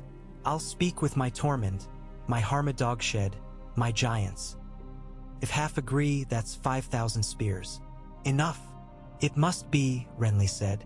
We march within Moon's fortnight. Mance's expression tightened. The dead march now. Last night we lost 3 clans at Snowmelt Creek. They didn't scream. They simply stopped breathing. His eyes held Jon's. Tell your Stannis. The White King scouts were faces of men we once knew. Jon swallowed. We'll be ready. Mance slid down the ridge, leaving the food bundle. Snow devoured his tracks quickly. Renly exhaled, a plume of ice. Well, better than spit. He clapped Jon's shoulder. Back to the wall. Hearths await. Back at Castle Black, Melisandre oversaw the forging pits carved in ice caves beneath the rampart's lee. There, dwarfish flames sputtered blue and fierce, fueled by pitch, oil, and bundles of dried blasted pine ferried from the Night Fort ruins. Smiths from Dragonstone hammered molten obsidian poured into sand molds shaped like arrowheads, daggers, spear points. Sparks flew against cave walls, hissing where they struck ice to steam. Shireen Baratheon arrived with a basket of black potatoes for workers, grayscale cheek flushed from cold. She watched molten glass glow red, then orange, then brittle black. Melisandre knelt to her. The glass remembers dragon flame, she said. It will drink cold fire and quench it. Shireen fingered the shard at her neck. Will father return soon? When dawn comes, Melisandre promised. He rides with Bright Brother and Dark Wolf, all swords of men. Shireen's gray-stiff lips smiled. Then I'll wait by the rampart with books. She hurried off, leaving small prints in powdered snow. Melisandre's gaze lingered. In the fires she saw Shireen bathed in light. A child standing before a wall of endless night, shard raised like torch. Fire glinted on her grayscale cheek, turning stone to gem. Prophecy coiled around the vision, but the future writhed when touched. Certainty fled. She rose, robe swirling, and whispered to the flames, Azor Ahai comes. Whether by iron or ash, the dawn must burn. Night fell silver and silent. In the king's chambers, Stannis and Renly broke bread alone. A single candle illuminated the simple table. Black bread baked with dried onion, a jug of northern ale, a pot of twisted roots boiled tender. Stannis ate in exact bites. Renly teased crust apart absent-mindedly. At hard home, Renly said eventually, gaze lost in candle flame.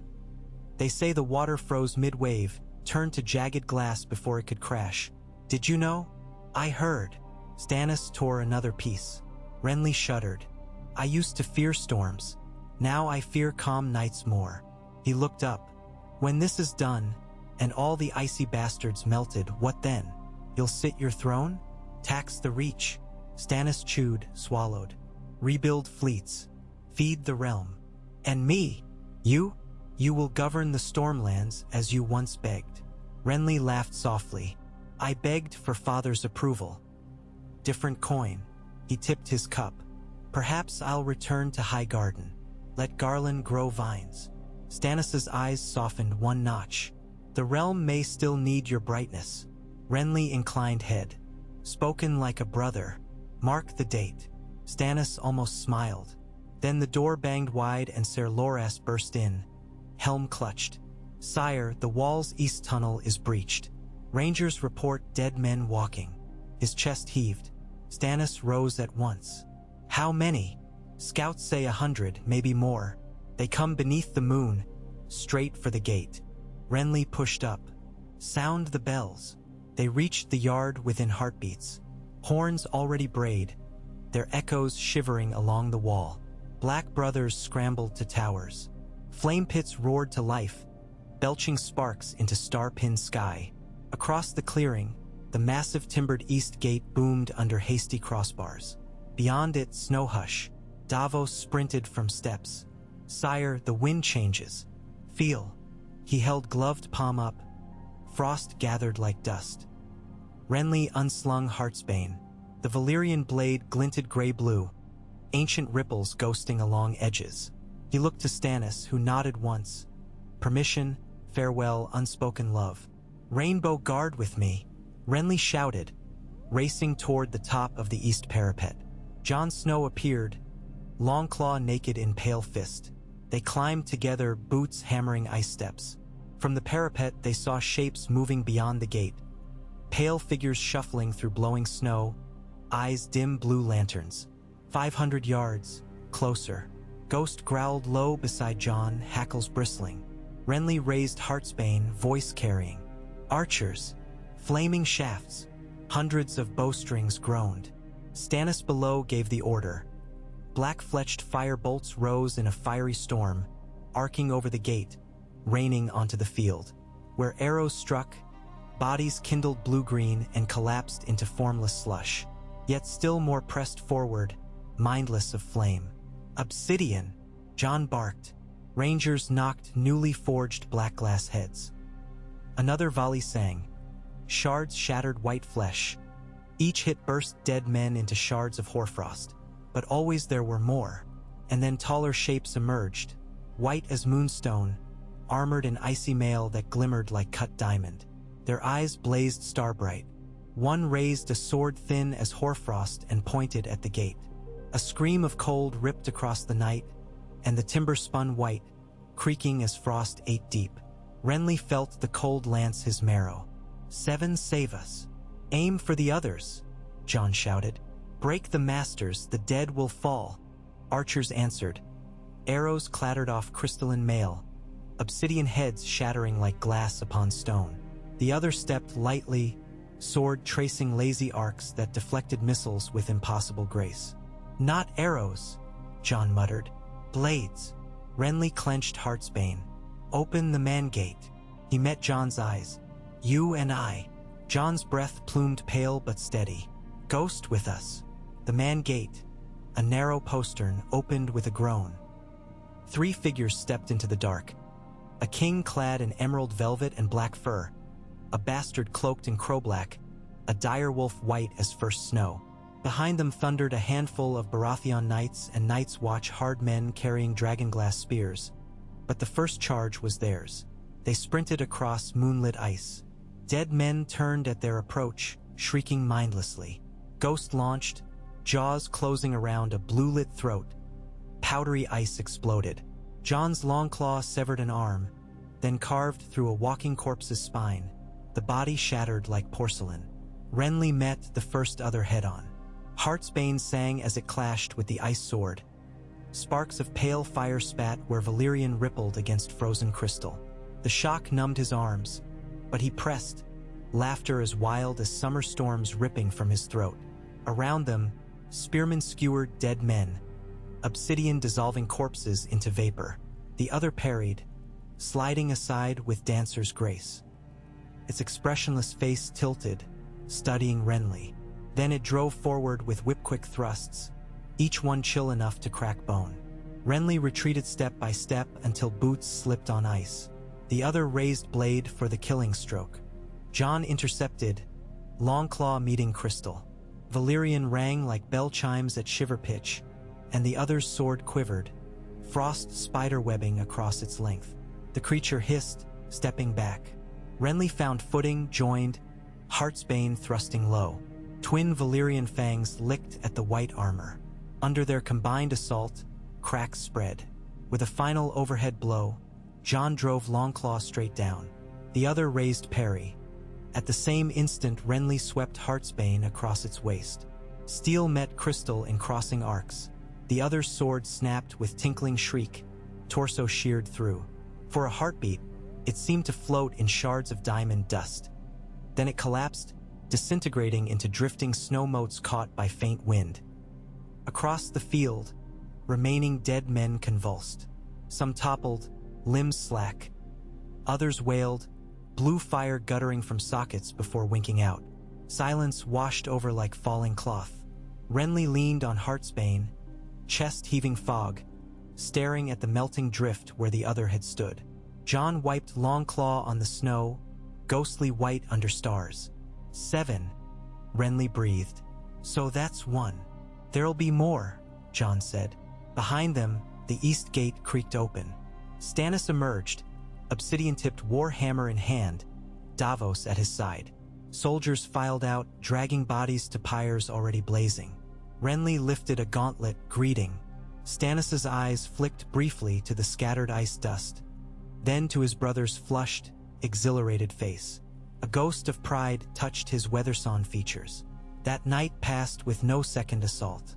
Fires roared along the wall, smoke joining faint aurora that rippled northward like shreds of emerald silk. Men slept in armor, swords beneath blankets. Some dreamed of summer fields, others of silent glaciers swallowing moons. For days afterward, word came that Mance Raider's vote had been cast. 6 of 10 wildling chieftains agreed to the Baratheon Pact. On the 12th day, Tormund Giantsbane arrived at Castle Black beneath white banners stitched from mammoth hide, leading 12 giants, 200 thens, and ragged clans from Icetooth Valley. They marched through the gate to gaping silence, giants stooping under stone lintels, then warriors gazing hard past watchfires. But they brought reindeer carcasses, furs, and obsidian knives of their own. Jon met Tormund with a warm clasp. Renly gifted him a green silk mantle embroidered with dancing stags. The giant men roared laughter until tears froze on their beards. On the 14th day, ravens fluttered from Riverrun. Tywin Lannister had broken camp at Castamere, turning south again with 40,000, banners red lion on gold. Cersei Lannister escaped Maegor's cell, poisoned a guard, vanished into night, and in the city of Meereen, a queen of dragons crucified slavers, freeing 80,000. Stannis read these tidings by torchlight atop the wall. Renly joined once more, shoulders brushing. Snow drifted in lazy spirals around them. The realm fractures, Stannis said. One war ends, En sproutenu. Renly's breath fogged soft. Wars end and sprout like weeds, yet weeds may flower. Stannis tilted chin toward black horizon. If we survive this night, all else is harvest. He exhaled, steam curling. You fought well at the gate. Renly's grin glinted. I did, didn't I? Perhaps the Red Woman will see a hero in her flames. Her visions bend like willow. Stannis' voice softened. But some truths shine bright. You are my brother. Renly blinked. A simple sentence. He held out a gauntlet hand. And worth more than any crown. Stannis clasped it, leather creaking. For a moment the wall felt less cold. Far beneath, a horn blew once, ranger returning. Twice, wildlings in sight. Then thrice, once more thrice. The call for others. The note shuddered through ice, through marrow. Torches flared alive. Bells rang clean. Stannis released Renly's hand, pulled helm on. To arms. Renly drew Heartsbane. Side by side. They descended into the storm of noise, a storm soon to be drowned by a greater, silent storm cresting beyond the treeline. An ocean of pallid figures and cold fire, rolling inexorable toward the wall. The final war had begun, and whether dawn awaited on its far edge none could say. Yet as the twin stags took their place upon the ramparts, steel and obsidian ready, men on both sides of the wall felt something stir. A spark of furious fellowship, bright against the dark, daring the long night to swallow it. And somewhere south, across half a world, a queen's dragons beat thunder from the sky, while in Riverrun a wolf king sharpened steel, and in the frost-hushed crypts of Winterfell, ancient kings of winter listened, waiting to know whether stone or snow would rule the age to come. Whispers of glass-brittle wind threaded the gaps between the wall's ice-blue teeth, carrying with them the faintest scent of pine pitch and blood. Torches guttered along the ramparts, their flames shivering beneath an aurora that rolled in ribbons of emerald and amethyst across the star-salt sky. Though dawn lurked 2 hours distant, the garrison of Castle Black churned as though midday. Smiths hammering obsidian spearheads in the forge caves, stewards ladling onion broth into wooden bowls, giants lumbering under bales of charcoal while then warriors chanted frost-edged oaths. In every corner of the keep the battered hearts of men and women thumped a single cadence. Prepare, prepare, prepare. Within the Lord Commander's solar, Jon Snow bent over a parchment map pinned beneath daggers, marking fresh sightings with drops of soot ink. A dozen black feathers circled the drawn frostfangs like carrion crows. Glass shards represented slain others, A smear of crimson wax pinned at the Milkwater showed where Raiders' vanguard now camped, waiting. Around the table stood Renly Baratheon in sable-trimmed velour, Davos Seaworth smelling of forged smoke, Tormund Giantsbane rolling a mangled rabbit's foot between calloused fingers, and Val, the wildling princess, her moon-white hair braided with crow feathers. When Jon scratched the final mark, an arrow stabbing toward the Skirling Pass, he lifted weary eyes. "Scouts say the dead marshal near the high saddle," he said, voice as raw as raven's wings. "If they pour through at first light, they'll flank both the gorge and Castle Black. We cannot hold two walls." Renly's knuckles whitened on the table edge. "Then we strike first. Meet them in the saddle before they crest." He flashed a grin bright as lantern light. "Cold bothers dead men less, but advantage of ground is no small purse." Davos shook his head. "Steep paths of the saddle will grind horses to lather. Infantry will climb single file. We'd serve ourselves on spits." Tormund snorted. "Let giants climb. Dead bones crack same as live when mammoth's tusk rolls 'em." Val's voice cut the rumble, cool as winter mist. "Giants alone cannot stem that tide. Your fire arrows and dragonglass matter, yet only if loosed all at once. Scatter our strength and we bleed." Jon tapped the red wax. "What if we bait the dead into the gorge itself? Force them down the ravine where light is poor and slopes sheer. Our archers line both ridges, pour obsidian hail. Giants and horse under Stannis strike their rear, drive them forward. A hammer and anvil of flame and frost." Renly's smile sharpened. "And I ride the center to split them when they break." "You will hold the center," Stannis said from the doorway, voice like hoarfrost cracking oak. All turned. He advanced, armor cased in white rime, gorget stamped with the crown stag, warhammer of dragonglass spiked steel resting across one shoulder. "The dead will not break for a charge alone. They require fear. We give them fear by cutting off their masters." He placed a splinter of black crystal upon the map, dead center of the saddle. Reports described 3 white kings, commanders of ice. Slay them, and their thralls will crumble. Snow's gorge plan stands, but we strike deeper. While the gorge devours whites, a viper team crosses the ridge unseen, finds the kings, ends them. Renly raised an eyebrow. Viper team, small, fast, armed with Valyrian and obsidian. Stannis fixed on Jon. "You, Snow, will lead. Longclaw drinks cold fire once. Let it drink again." Jon's gut clenched. "A boon I'll not refuse. Who else?" "Brienne of Tarth," Renly said without pause. "She moves like thunder on snowshoes." "And me?" Melisandre breathed, materializing beside the brazier. Cloak of shadow silk flowed behind, ruby pulsing. "Flame walks where I tread. The others will shy before light." Renly's jaw set hard. "No." "You walk behind our line. Men's courage falters when they see sorcery."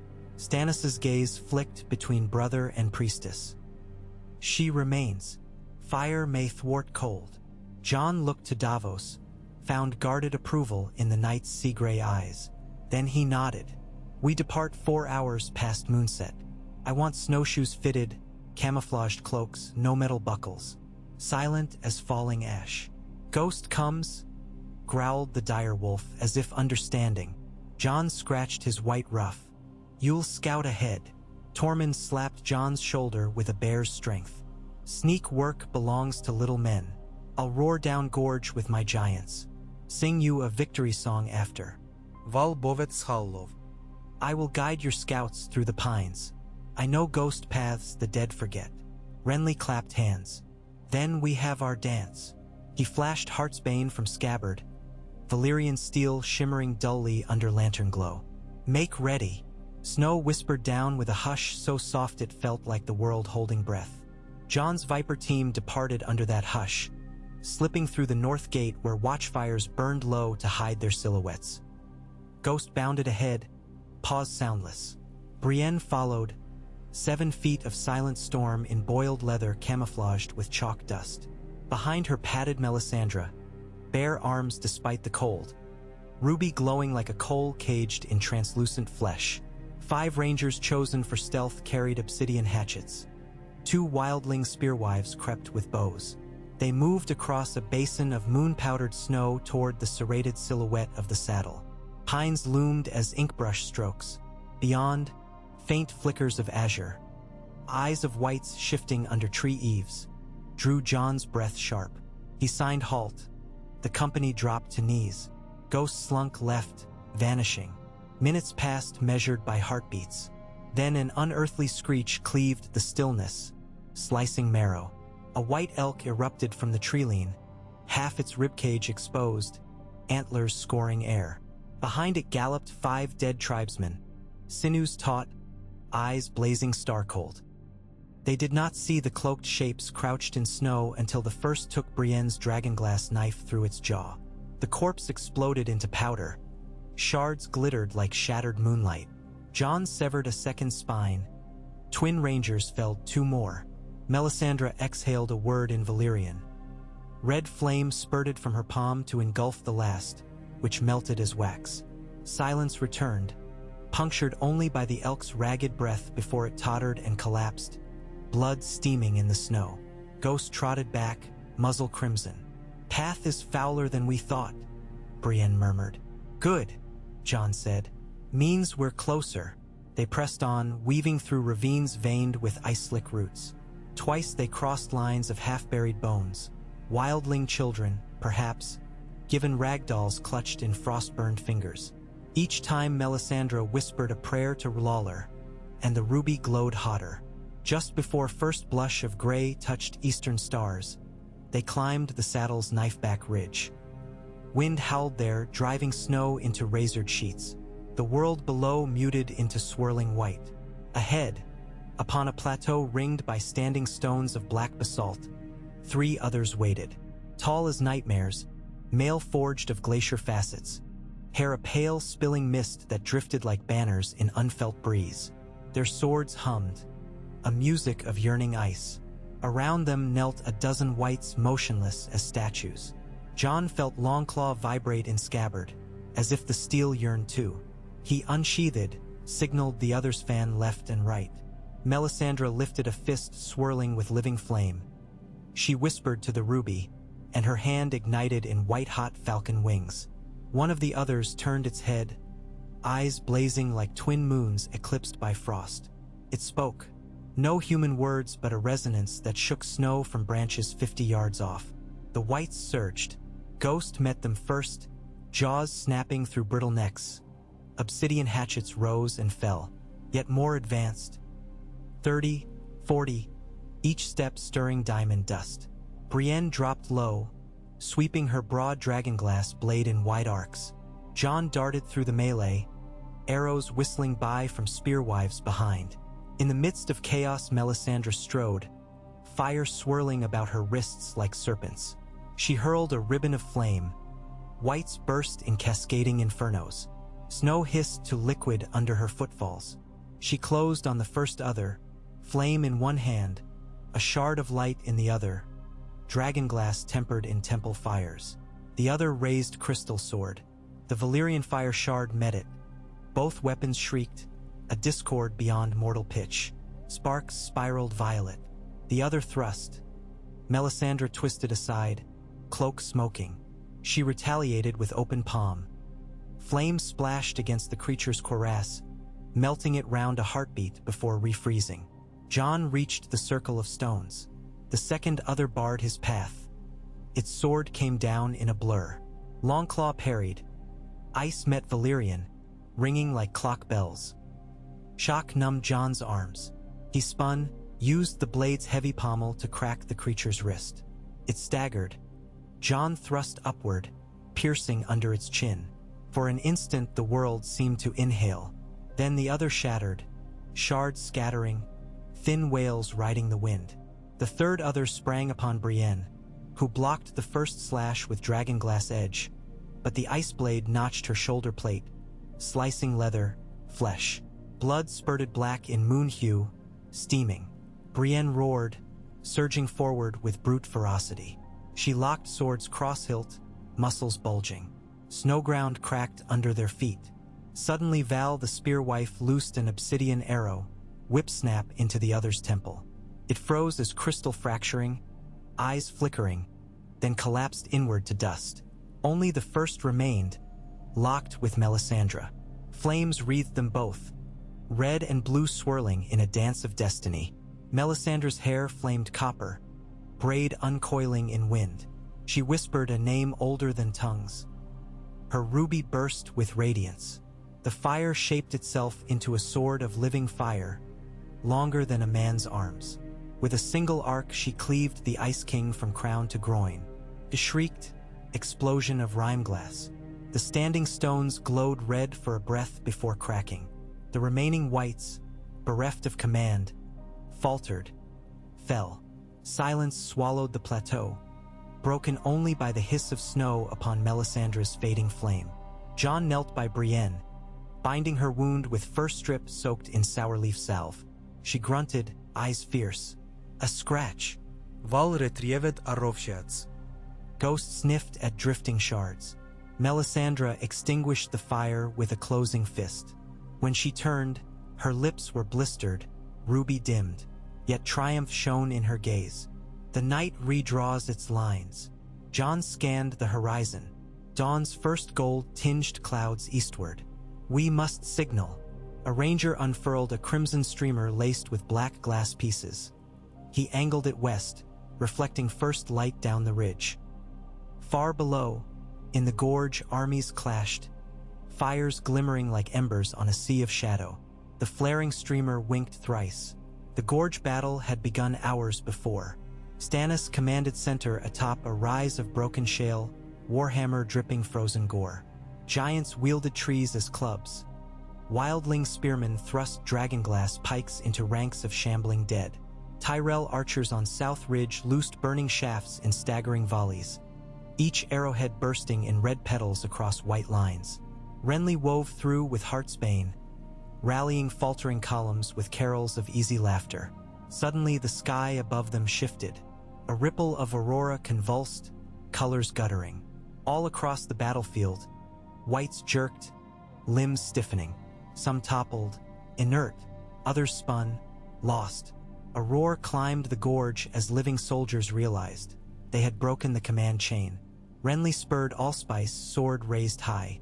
"Stag and wolf!" he cried, voice ringing from cliff walls. "Drive them to ash!" Columns surged. Giants bellowed. Stannis signaled Davos to release the cart sleds. Kegs of pitch and oil rolled downhill, smashing into motionless piles of dead. Flaming arrows followed. The gorge erupted in curtains of green-red fire. Snow and smoke spiraled into storm-dark sky. When the last echoes faded, a hush settled. Broken ice cracking, distant wolf howl. Survivors stood among heaps of steaming meltwater and half-collapsed corpses. Dawn's gold spilled into the gorge, painting every face in solemn wonder. Stannis dismounted, scanning for Renly.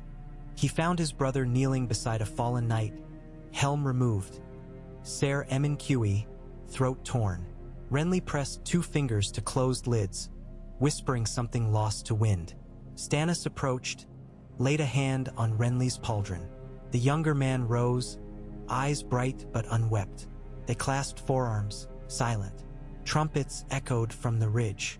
Jon's Viper team descended, leading Ghost and carrying a cape woven of frostbright shards, the shattered remnants of an other's mail. Jon's cloak was clawed but whole. Brienne's bandage bled through, but she walked unbowed. Melisandre's ruby glimmered faint. She met Stannis's gaze and inclined head.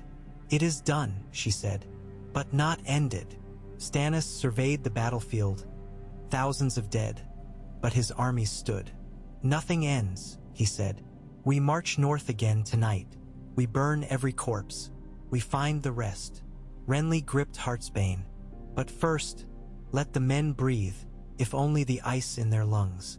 Through that day, pyres leapt high, feeding dawn and dusk alike. Wildlings and crows labored side by side, stacking dead whites, pouring pitch. The air reeked of burning rot and pine resin. Men sang dirges for those who fell, Giants carved runes upon stones marking where brave cousins lay. Stannis convened council at mid-morning. Raiders' 5,000 spears would hold the high ridges. Night's Watch and Baratheon infantry fortified the gorge with stakes and trenches. Renly rode south with Davos and Tormund to recover stragglers. In the library beneath the King's Tower, Maester Aemon, eyes milky but mind still keen, listened to Shireen read from the Jade Compendium. Her small voice trembled on exotic Valyrian glyphs. When she paused, Aemon touched her scarred cheek gently. "Dragons stir," he murmured. "The world weds ice and fire once more, and you, child, sit at their hearth." Shireen did not fully grasp, yet she smiled shyly and turned the page. That night, as a waning moon bled silver on mended ramparts, Renly sat with Brienne atop the King's Tower turret. He offered her a cup of mulled wine cooled to slush. She accepted, wincing at shoulder pain. Below them, the wall shimmered ghost blue. They spoke little, words spent on screams and commands. Finally, Renly asked, "Did you fear?" She considered. "I feared failing you." He touched her gauntlet hand. "You never will." For an instant, the world seemed to hush, as if listening. Then he smiled crooked. "Besides, you terrify the dead more than they us." Brienne huffed something like a laugh. They watched ghosts trot along rampart, a spectral sentinel. On the 17th day of siege, ravens brought word from Eastwatch. A fleet of Braavosi cogs had reached harbor, fleeing frozen seas. They carried merchants of the Iron Bank, seeking audience with a king who fought winter incarnate. Stannis forbade them in trance until quarantine cleared. Plague traveled swift in desperation. But the message was clear. The world watched. The same dawn, a fiery brand streaked overhead, celestial stone igniting in low atmosphere. It flared turquoise, then crimson, before vanishing behind jagged peaks. Melisandre tracked its trail with rapt attention. That night she brewed flame wine for Stannis only, whispering that the stone heralded a turning. He drank, felt heat bloom in ribs. Dreams took him. A child with a half-stone face holding a sword of dawnlight. A dragon shadow spreading wings across a snowy field. A stag of ice lowering crystal antlers at him while a burning lion circled. He woke gasping, hammer at hand. Outside, snow fell in strangled flakes, large as raven wings, until the ground disappeared. Snowstorm clamped upon the wall for 3 days. Fires dwindled, rations halved. Men spoke in hushed tones about the frozen stag. Some claimed to see figures in swirling white beyond ramparts, tall and silent. On the 4th dawn, the storm broke. In the bloodless calm that followed, scouts returned with dire news. Tywin Lannister's southward march had stalled, his columns buried under sudden blizzards across the neck. Hundreds froze. Some whispered the storm walked on 2 crystal legs. Stannis listened, brow furrowed. Winter fights on every front now. We cannot hold only here. Renly suggested, send riders to the Dreadfort and Last Hearth. Rally every Hearth Knight. If the storm marches, they flank it. Stannis nodded. And ravens to Dragonstone. Summon Queen Celis with the fleet. Supplies, grain, archers. Have her sail to White Harbor. Davos cleared throat. My lord, if Tywin freezes, Casterly Rock stands near undefended. Renly smirked. Perhaps our new wildling friends might like Lannister gold mines. Stannis ignored the joke. First, the wall. The realm's neck is here. Cut it, and gold's color matters little. Jon Snow agreed, but his eyes smoldered. He longed for Winterfell, for his siblings. Yet he stayed. At dusk on the 21st day, rangers patrolling the gorge's north mouth vanished. Only their horses returned, eyes milky white. Stannis ordered full muster before ramparts. Renly joined, Heartsbane strapped across chest, new embossed pauldron covering healed shoulder. Brienne carried a long-hafted glaive of black glass studded with ruby chips, Melisandre's gift. Jon hefted long claw. Tormund bore a frostwolf pelt over naked torso, chalk designs smeared on skin that steamed with heat of giant bone mead. Silence thickened as twilight deepened. Then, on the valley floor, shapes emerged, First dozens, then hundreds, not whites. Living men in patchwork furs beneath banners of flayed man and weeping woman. At their center rode a tall figure cloaked in saddle-whitened fox, the bastard of Bolton. Ramsay held Hig. A banner of pale blue with a pink man flayed. At his side, a maester staff bearing a raven cage. Jon's grip whitened. Traitor! Ramsay's voice floated up. King Stannis, you steal wildlings, you steal crowns, but you cannot steal what is owed. The North remembers, and the Boltons collect. He gestured. Cages were unveiled. Within, 2 half-frozen rangers knelt, tongues removed. You fight snow ghosts, I fight treason. Yield Moat Caelan or I march with 20,000. Renly chuckled darkly. 20,000 frost-bitten turncloaks. Stannis called down. Withdraw your wolves. You march beneath the banner of a corpse. The living realm unites against a deadlier foe. I march where I will. Ramsay's smile glinted. And I bring a gift. He drew a knife, slit the throats of both prisoners. Blood steamed. Fresh paint for my banner. A collective snarl rose from the rampart. Arrows knocked. Stannis lifted fist, hold. His eyes matched the wall's chill. Bolton, you commit murder under parley. Your house is forfeit. Ride now and I'll only take your head. Ramsay bowed in saddle. Catch me first. He wheeled. His men filed back into snow mist. Renly's jaw flexed. We ride. No, Stannis said. He baited us. The dead linger still. We guard the gorge. Von Sdalovet bile. And let him slay any rangers south? We will answer him later. Melisandre stepped forward. The bastard's blood stains light. She lifted palm at the sky. But the night grows restless. Listen. A distant groan rolled across snow plain, like glaciers grinding. Along the valley's north rim, black silhouettes rose, wave upon wave. Thousands. Blue eyes ignited. The dead returned. Ramsay had drawn them. Steel rasped across ramparts as archers leveled bows. Giants formed shield wall of oak trunks. On the parapet, Stannis raised his hammer, the dragonglass spikes catching first blue glints. Hold, he roared, voice wedded to thunder. Hold for dawn. Renly leapt onto battlement stone, sword uplifted, silhouette framed by wavering aurora.